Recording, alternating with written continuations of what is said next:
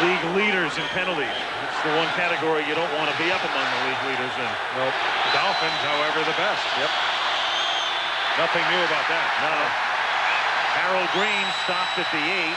It'll be 2nd and goal.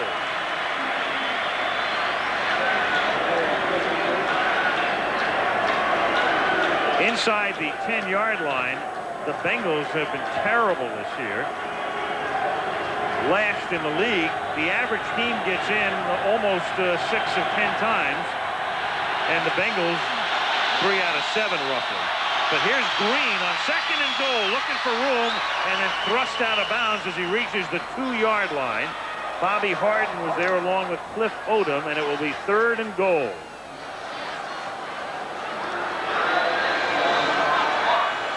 Good running by Green. He took that to the outside. That was designed to go off tackle, as you can see. Eddie Brown trying to take his man to the outside. Green, seeing that grass was a little greener out there, took it to the outside and gets it down inside the 2-yard line. That's just good running. They put it at the 1. In effect, they had 2 chances to punch it in. They're not going for a field goal here. 3rd down. Ickey Woods is in the game. He has the ball, and he can. Oh, well, let's see. No signal yet. Now they signal it. Where's the football? Ickey doesn't have it. Ickey started with the football, and he doesn't have it. Head linesman came in and made the late call. Taylor came out of the pile with it. Sam is saying, I don't care. They called it a touchdown. Ickey started with the football, but he did not end up with it.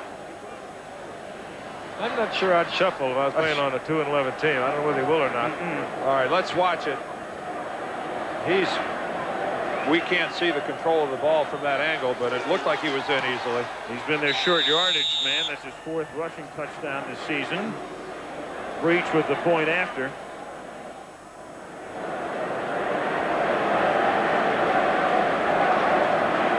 On that Bengals scoring drive, remember they had a 3rd and 22 in the pass to McGee for 24.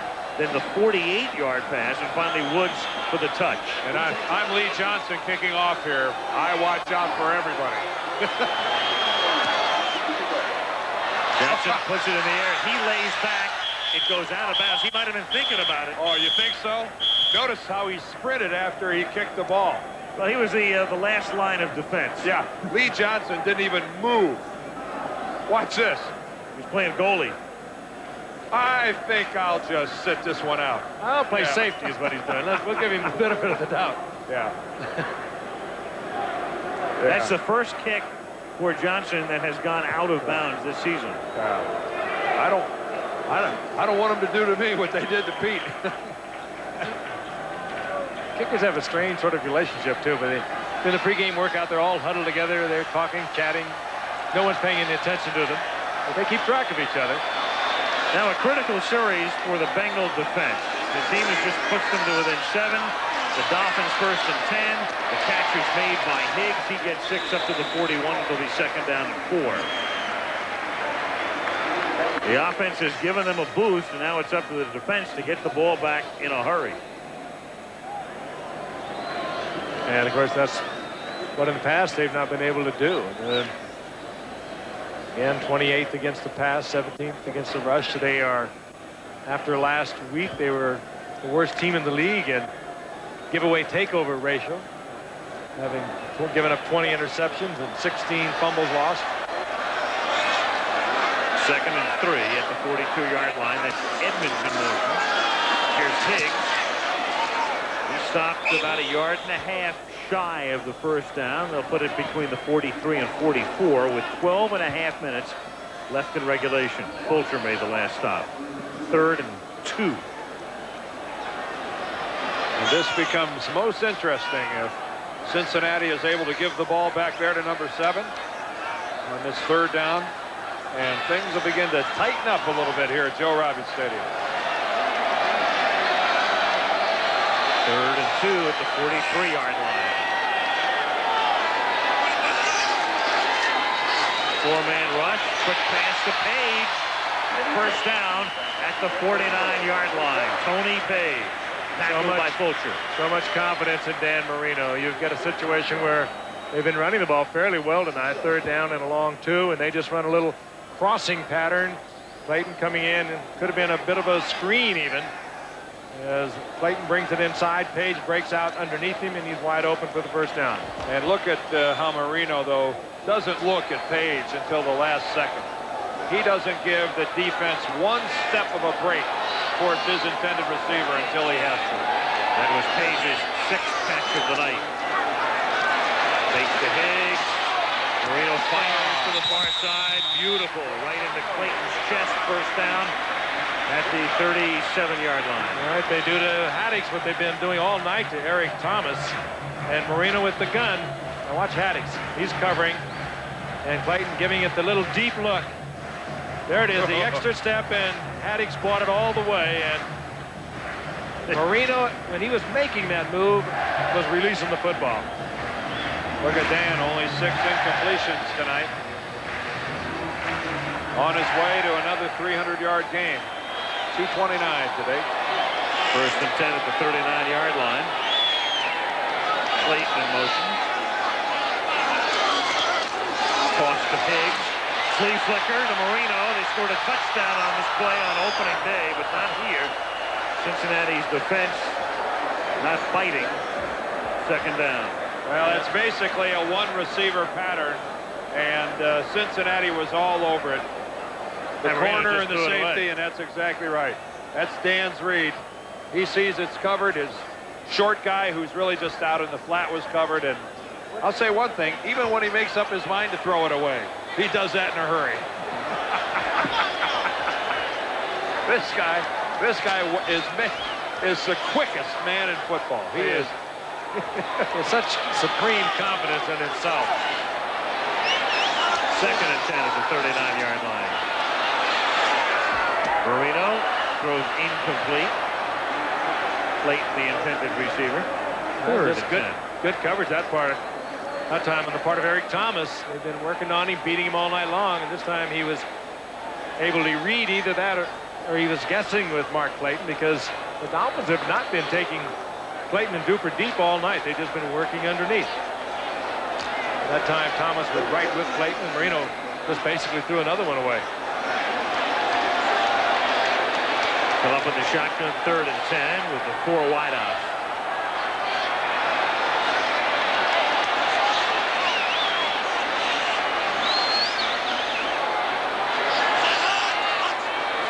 Bengals show blitz, and here they come.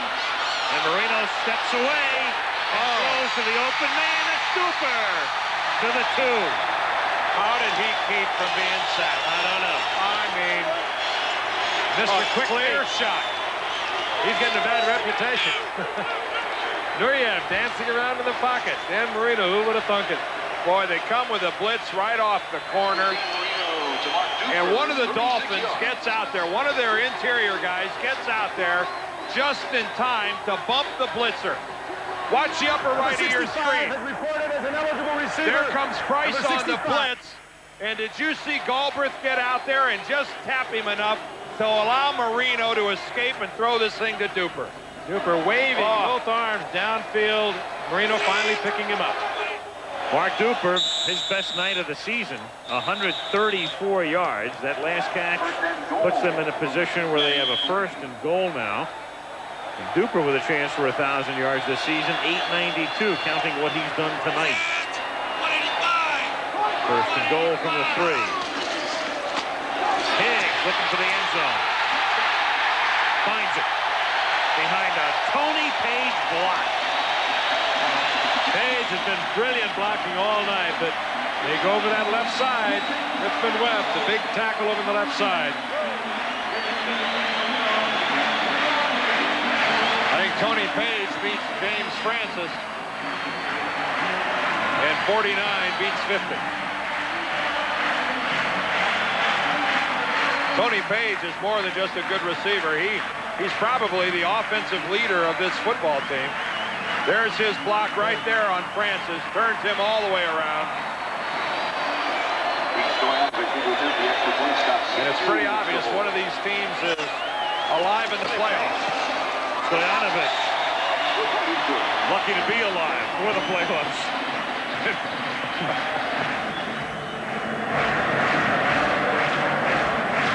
Well, things are slightly more copacetic with the Bengals tonight than the last time we saw them in October in Buffalo.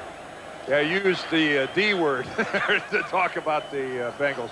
You know, you have to admit that we saw a wild night in Buffalo. But since then, I think Sam Weiss is to be commended. He has kept this team from fragmenting. You can't fault the effort the Bengals have given. That was demonstrated last week with that win over the Giants. And it's easy for a team that's only won 2 ball games to literally fall apart. And the Bengals have not done that. They're trying to win. They were out of the playoffs in midseason. Yeah. Stojanovich's kick is taken back by Garrett to about the 24-yard line, and that's where the Bengals will start their next drive. Well, Sam actually took us to task, and I guess some of the other people in Cincinnati thought we were a little severe on him, but we spoke to him. We just reported what we saw. We saw a man racing onto the field, drawing a flag from an official, and we are looking at a football team that had not won in 8 straight games coming into that game, and it was a team that we characterized as disarray and being in disarray, and he just flat didn't like it. 1st and 10 from the 23. McGee for a gain of about 8. Go back to what I said at the top, though, tonight with Cincinnati and Sam White. The players like Sam. I think the players, most of them, would like to see Sam return next year. Will he? I think he probably will. And one reason is the Bengals don't like to spend a lot of money, any more money than they have to, and to buy him out is $1 million. There's a fumble. Miami has it.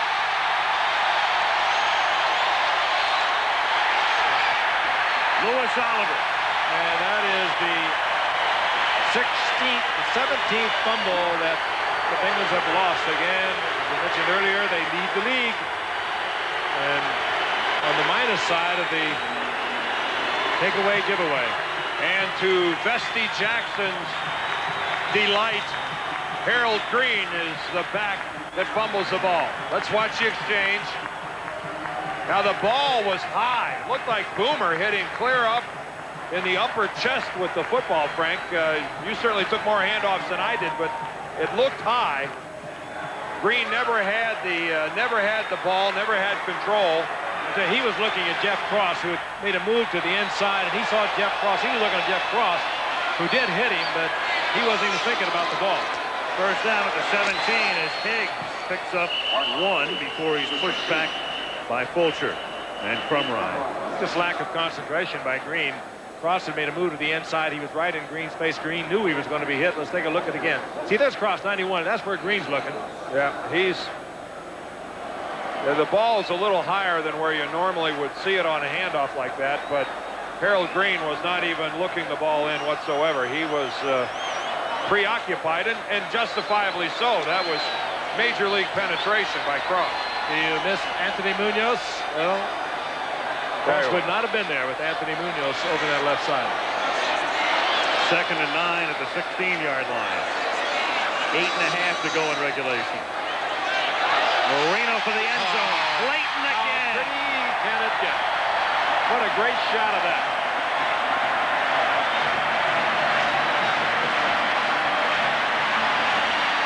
Well, it was Eric Thomas early, and now it's Wayne Haddock's late. And it's every time these guys connect, another record. Both of them pick up a record on that one. Marino's 20th touchdown pass. And Haddock is the victim. Because what a great throw by Marino. And it's really pretty decent coverage by Wayne Haddock. I mean, it just has to be absolutely a perfect throw. And, of course, it was.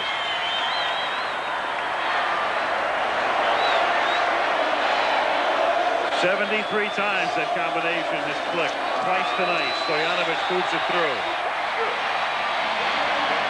And the Dolphins on their way to making it 3 straight, 5 of 6. And on their way to the playoffs.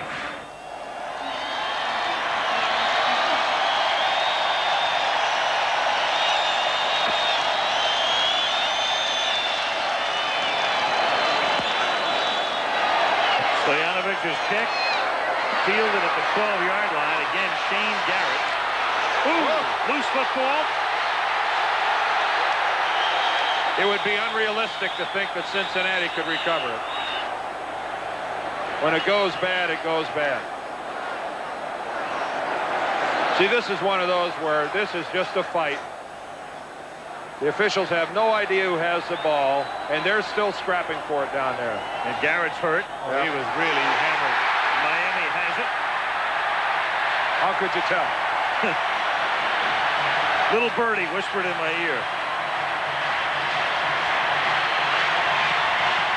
Again, another big hit. Aaron Craver recovered it. Rookie out of Fresno State.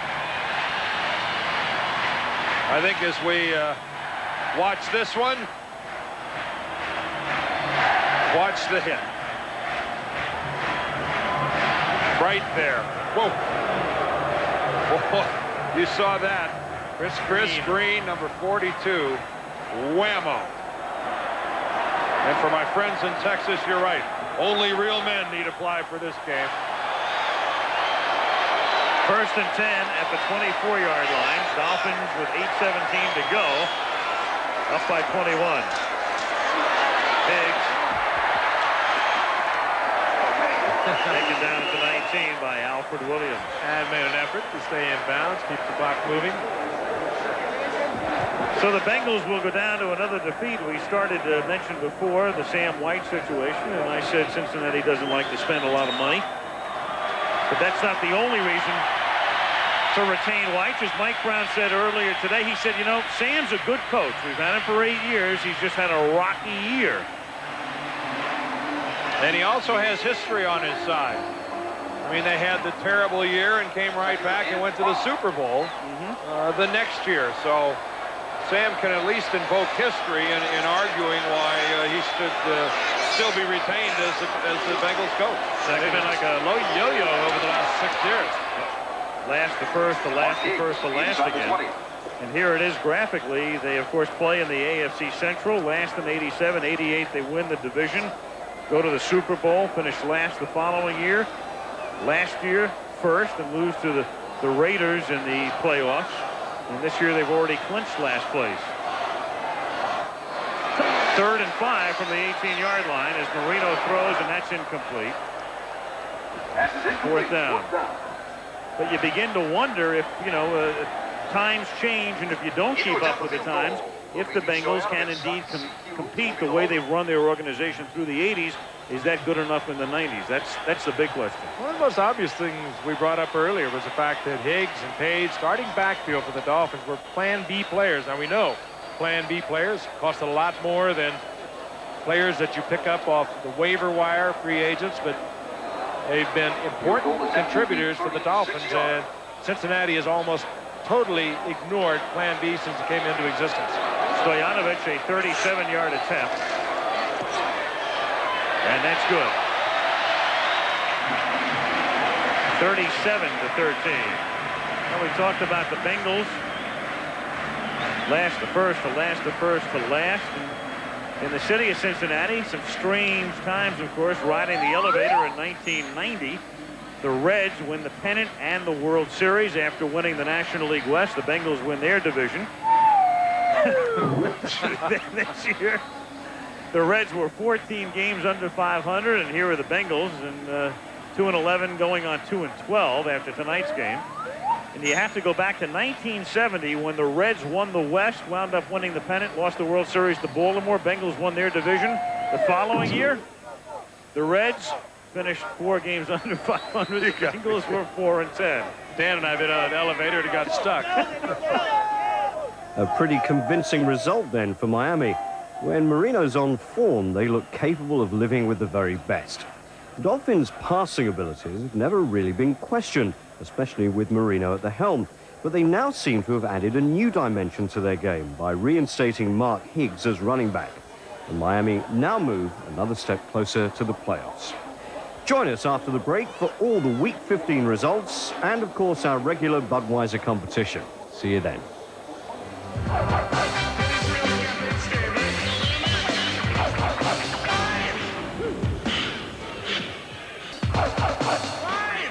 Welcome back. So 15 down, 2 to go. Let's catch up with all the results from around the league.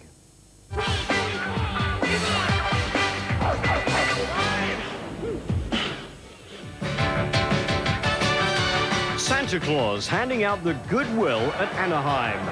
Atlanta running back Steve Broussard handing out a warning to the Rams defense as he takes the ball to the 1-yard line. On the next play, Broussard gets the call again for the first touchdown of the game. Chris Miller had Broussard's number on his lips all day, and the big man didn't disappoint with this, his second touchdown of the day.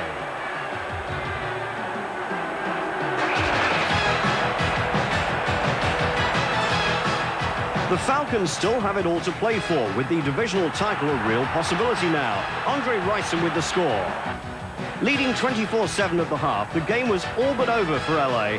Another touchdown in the second half gave the Falcons a solid 31-14 victory.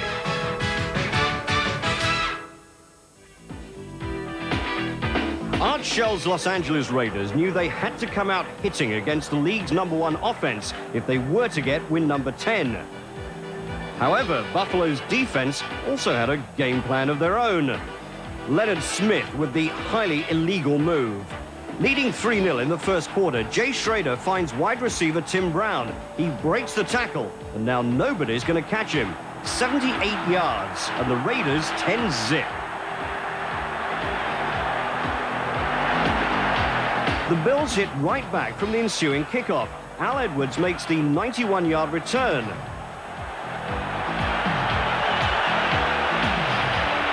And Marv Levy's men stay in the hunt. Into the fourth quarter, and the Bills trail by 7. But Kelly and Lofton link up to tie the scores at 27 all, and it's overtime. Kelly finds Andre Reed, and the Bills are within field goal range. Having already missed 3 field goals in the game, Scott Norwood finally makes good on his 4th attempt, and the Bills steal it in overtime. Consolation for the Raiders is that they've clinched a playoff berth.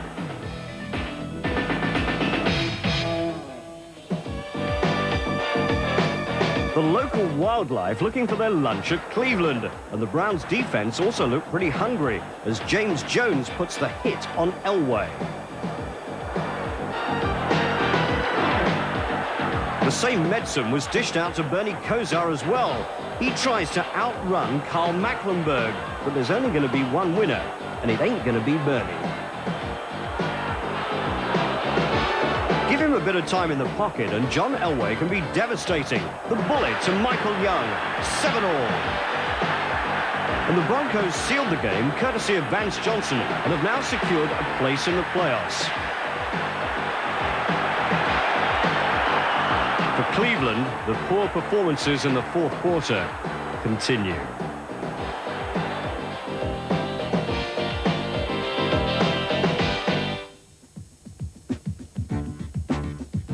With only 3 wins so far this season for the Pack, an upset in the cold of Soldier Field was unlikely to say the least. Brad Muster takes the pass, and it's 7-zip Chicago. Bears quarterback Jim Harbaugh had a few shaky games recently, and there's nothing wrong with his form here as he picks out Wendell Davis for a 21-10 lead. His confidence returning, Harbaugh steps back, opens his shoulders, and delivers this bomb to his money man, Wendell Davis. And it was a great catch because he had to come back for the ball. A pair of touchdowns and over 200 yards for Harbaugh, and the Bears have now won 12 of their last 14 meetings with Green Bay.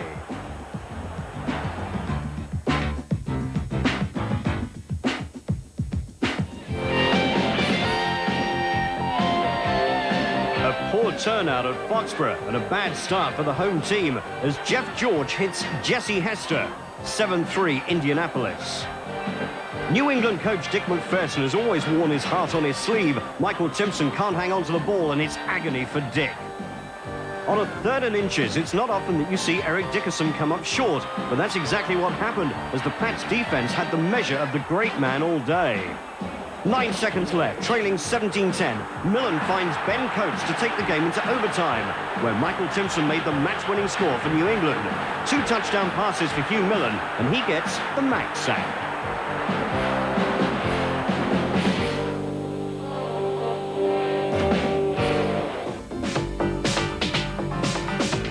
Sidelined as the emergency quarterback for Dallas, Troy Aikman. And for New Orleans, Steve Walsh was standing in for the injured Bobby Hebert. Aikman need not have worried, though, because if his replacement Steve Berline keeps up this kind of form, he may well lead the Cowboys into the playoffs. The bullet to Earl Johnson, and it's 7-0 Dallas. New Orleans put their first points on the board when Steve Walsh hits Eric Martin, and the Saints trail by 3.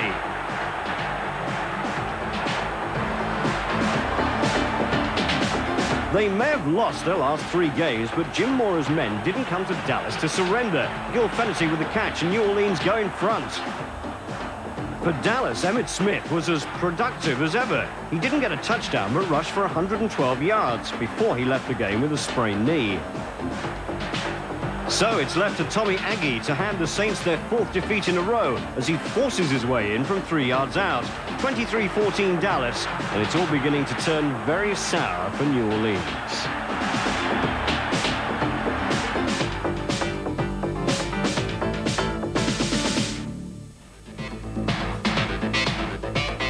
Unbeaten in the Silverdome, and when you play the Lions at home, you've got to stop Barry Sanders. Touchdown number 1 from 14 yards out. And he had more in store for his devoted fans. Touchdown number 2 came from his own 49-yard line. Zip, straight up the middle. See ya, bye. Now, how do you stop this man, says the Jets defensive coordinator. Detroit aren't just a one-man team, though. Their defense had 5 takeaways in the game. Here the fumble is picked up by Tracy Hayworth, and the Lions shoot down the Jets 34-20.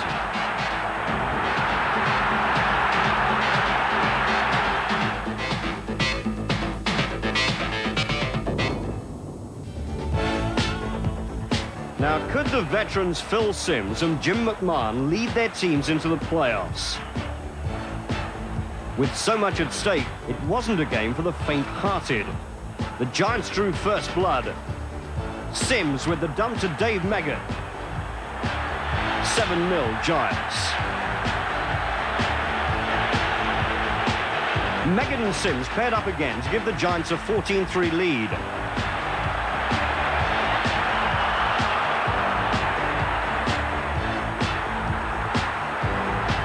And it was to get even worse for Philadelphia as Lorenzo Freeman makes the big hit on Jim McMahon and takes him out of the game.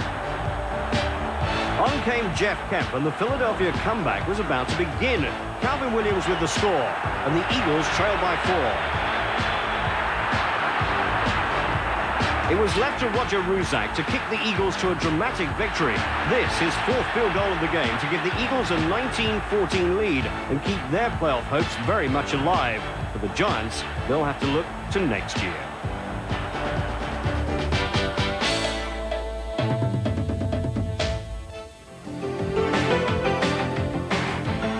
Looking to clinch their division, the Oilers' defense were intent on making it a painful visit to the Astrodome for the Steelers.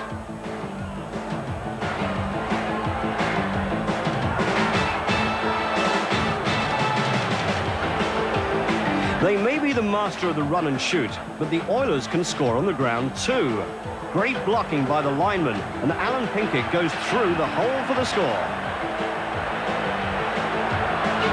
And thanks for a great block.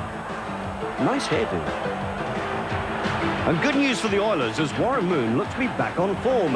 Hayward Jeffries, and it's 17-3 Houston.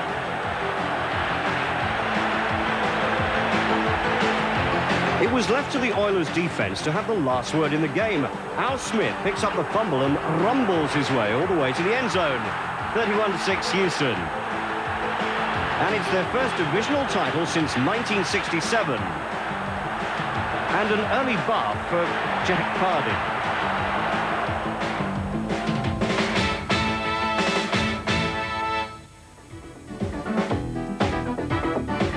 And just when the Chiefs needed him most, Steve DeBerg was out of sorts and out of form. Intercepted by Donald Frank, who goes 71 untouched yards to the end zone. A quiet word from Marty Schottenheimer, and DeBerg steps down for Mark Vlasic, who gets the Chiefs bandwagon rolling with this pass to Harvey Williams to give Kansas City a 17-14 lead.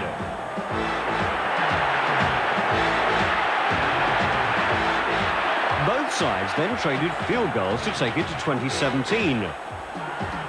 And with 15 seconds left, John Carney kicks the game into overtime. And just look at this. The play of the game came on a Chiefs punt when Todd McNair knocks the ball back to Charles Washington, who downs the ball on the 1-inch line. That's amazing. The Chargers eventually had to kick the ball out of their own end zone, and the Chiefs easily got within field goal range. Nick Lowry duly obliged, and the Kansas City Chiefs get their place in the playoffs.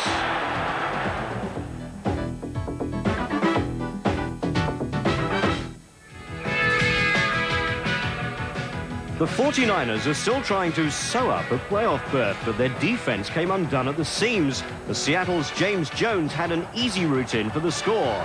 For San Francisco, Steve Bono is the man with the golden arm at the moment, a 15-yard gain to Jerry Rice, and then the touchdown pass to Harry Sidney. San Francisco extended their lead to 17-9 when Bono hits Jerry Rice again.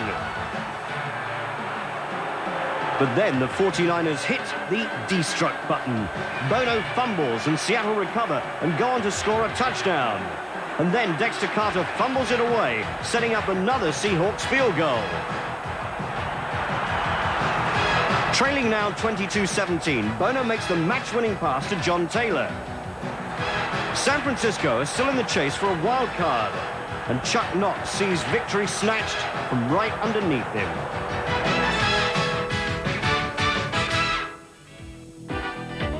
And it was a packed house at Sun Devil Stadium. Well, almost. Maybe no one was watching, but the Cards were still playing tough defense. Leading 7-0, Phoenix were beginning to smell an upset as their ground game began to pay dividends. Johnny Johnson was the man in form, and this, his second touchdown of the game, gave Phoenix a shock 14-0 lead at the half. Whatever Joe Gibbs said to his men at halftime, it worked. The Redskins finally woke up. Terry Orr with the score, untroubled by any defense. Rippon to Sanders, and it's 14-all. Chiplo Miller sunk the Cards' hopes of an upset with this, his second field goal of the game, and Washington make it safe at 20-14. An arm of consolation for Joe Bugle as the Cardinals go down fighting.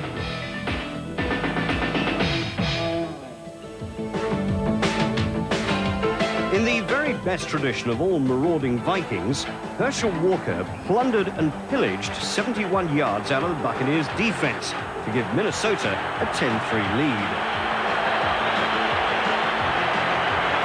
Quarterback Rich Gannon goes on top to Mike Jones, and it's 17-3 Vikings. Foul Rivez got a piece of the action too. This just one of his 4 field goals in the game. The Bucs attempted a comeback in the second half, but their 3 late touchdowns were too little, too late.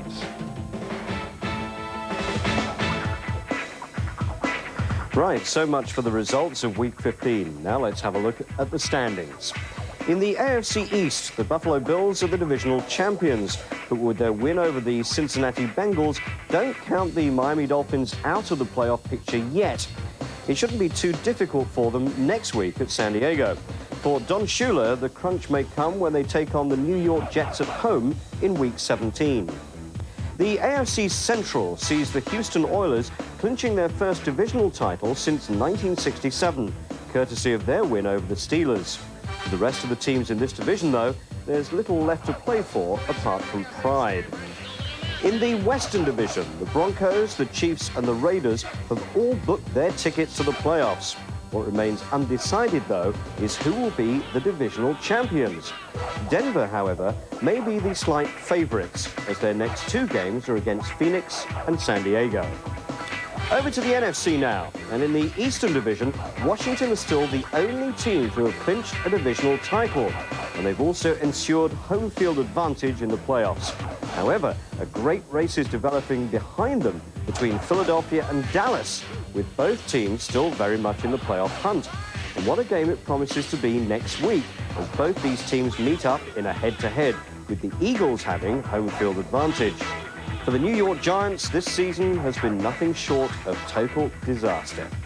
In the Central Division, it's a two-horse race for the divisional honors between the Bears and the Lions. And with 10 wins each, it seems likely we'll be seeing both these teams in the playoffs. And just look at how the Western Division has changed. 5 weeks ago, New Orleans looked odds-on favorites to win the division, but they've now lost 4 in a row and have been replaced at the top by the Atlanta Falcons, a team that is definitely on a roll. And don't discount San Francisco either. Their season is not over yet. They need to win both their remaining games to stand any chance of making it to the playoffs, starting next week with the Kansas City Chiefs at Candlestick.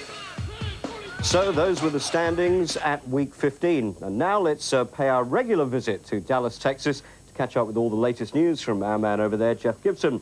Hello, Jeff. How are you this week? I'm doing great, Nicky. I'm going to straighten up this wild card situation for you again. It changes every week. In the NFC, Detroit has the top wild card spot at 10-4, but of course they're still battling Chicago for the division title. New Orleans, oh boy, what a difference a month makes. They dropped into the second wild card spot after leading the NFC West for most of the season. And finally, Philadelphia, also at 9-5, has the third spot. We'll have more news on Philly later. Two other teams in the race, of course, are Dallas at 9-5. They have a big game against the Eagles this Sunday. A win moves them ahead of Philly into the wild card spot. And finally, San Francisco, who, by the way, is my favorite team even without Joe Montana. They're at 8-6. They have a tough schedule, though, the Chiefs and the Bears to finish the season. I hear you're a Redskins man, though. Yes, indeed. Goes back a long way, you know. Well, back to Theismann and Riggins. Yeah, absolutely. Okay, on to the AFC. Kansas City has the top spot at 9-5, followed by the Raiders at 9-5. But of course, both KC and LA are still fighting to overtake Denver in the AFC West. Miami has the third wild card spot at 8-6. They look 8-6. They look pretty solid for a playoff spot. Only other team really in contention is the Jets at 7-7, but I don't think they're going to make it. So it would be KC, LA, and Miami right now. All right, now bad news for the Eagles. Quarterback Jim McMahon could be out for the rest of the year with 4 fractured ribs suffered Sunday against the Giants. I'll tell you what, Nicky, it seems like this guy gets hurt every game he plays in. First it's a knee, then an elbow, then his back, now his ribs. This guy gets hurt more often than Michael Jackson gets nose jobs, and that's often.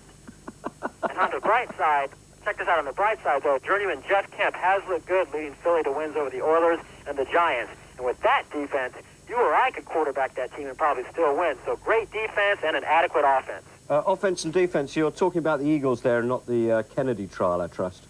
I'm not touching that one at all. Good. I'm not going to touch that. Good. Speaking of journeyman quarterbacks doing well, the 49ers' Steve Bono is the hottest QB in the league. He'll get to start again over Steve Young this Saturday against the Chiefs. Head coach George Seifert says Young is still not 100%. I don't care if he was. You don't replace a guy that's been playing like Bono. I'll tell you what, if you put a 16 on his jersey instead of a 13, you'd think you were seeing Joe Montana out there. San Fran is on a roll, and if they can make the playoffs, watch out. Another guy that's going to be out is Vikings head coach Jerry Burns. He's decided to step down after the season. The 63-year-old Burns has taken a lot of heat for not taking the talent-rich Vikings to the Super Bowl. I think the game has passed him by. And forget about Lou Holtz getting that job. A day after Minnesota announced their interest in Holtz, he signed a 5-year contract with Notre Dame. Former Eagles coach Buddy Ryan looks to be the man in Minnesota. He used to be a defensive coach for the Vikes back in the 70s. And finally, Nicky, did you remember the cheap shot the Eagles' Wes Hopkins laid on the Oilers' Ernest Gibbons a couple weeks ago? Yeah, I do. Well, Hopkins got hit with a $7,500 fine for his dirty play, which, by the way, broke Gibbons' nose. As you remember, Philly's Andre Dirty Waters was nailed for $7,500 earlier this year for attacking the Saints' Eric Martin after a game. The Eagles' defense is intimidating enough without the dirty play. Hard, aggressive play is one thing. Cheap shots are another. Okay, Jeff, you made your point there, and we look forward to more news from you live from Dallas again next week. But for now, thanks for joining us. Bye-bye now. My pleasure. Well, now on Sky Sports, it's time for the competition, where you could win yourself a genuine Budweiser sweatshirt if you know the answer to the following question. Tonight's question is, who scored Miami's third touchdown? Was it 1, Mark Duper, 2, Mark Higgs, 3, Mark Clayton. That's who scored Miami's third touchdown. Was it 1, Mark Duper, 2, Mark Higgs, 3, Mark Clayton? If you think you know the answer, call our competition hotline on 0898 700 149. That's 0898 700 149, and you never know your luck. And if you answer just Mark, you won't win. Well, that's about it for tonight's show, but there's plenty more football still to come this week. Thursday night, NFL Today has highlights of one of the week's best games.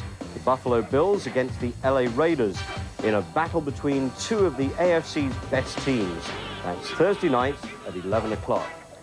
Well, we've just 2 weeks of the regular season left, and the action is certainly heating up. To help cover these crucial final games, we've got an extra Monday night program for the next 2 weeks. First off, this Monday, stand by for a thriller from Candlestick Park as the 49ers host the Kansas City Chiefs. The Niners are staging one of the NFL's most remarkable comebacks right now, but in the Chiefs, they face one of their toughest opponents this season. Winning is vital to both sides, and it should be quite a game. Then in our regular show next Wednesday night, it's the LA Raiders at the New Orleans Saints, along with a full results roundup and all the usual features. So 4 teams all battling for playoff places next week here on Sky Sports. It should be quite an exciting week. And don't forget those extra helpings of NFL action for the next 2 Monday nights. Have a good week, keep warm, and I'll see you on Monday.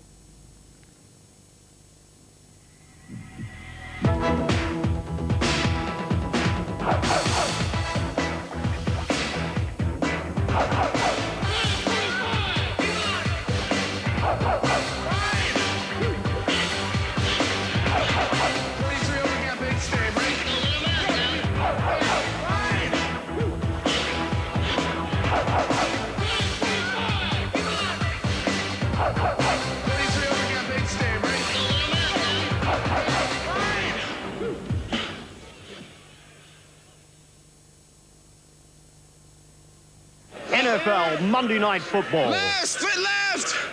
Get him, baby! Look at him! He got fear in his eyes! Get him, sir! The best in American football in association with Budweiser.